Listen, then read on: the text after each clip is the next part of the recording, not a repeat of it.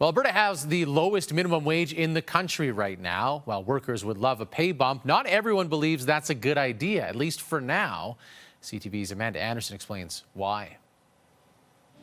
Alberta workers earning minimum wage haven't seen an increase in 7 years. The $15 an hour wage was implemented in 2018 prior to a 20% spike in inflation. But relative to wages overall, Alberta is on the lower end, but still kind of in line with what we see across countries, where minimum wages tend to be between 40 to 60% of the average.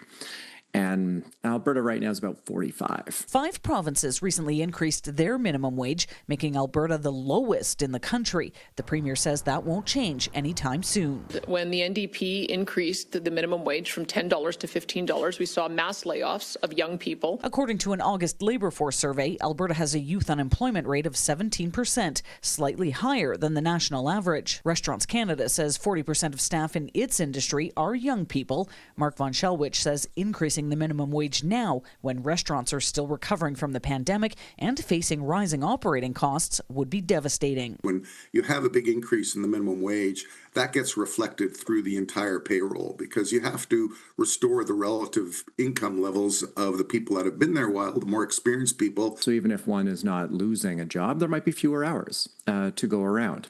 Businesses might substitute away from the same number of workers and maybe use technology. Saskatchewan is one of a few provinces that does annual increases tied to inflation. Their wage went up 35 cents. Even though each single change along the way might be small, it does add up to a lot. So it's easier for businesses to handle because it's not a large shock to labor costs. Toom says Alberta's low tax rates and lack of a sales tax does play a small role offsetting the lower wage. But this is something that would account for approximately $1 an hour variation between where Alberta is and the higher tax jurisdictions in Canada.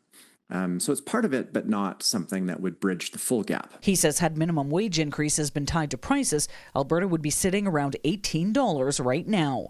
Amanda Anderson, CTV News, Edmonton.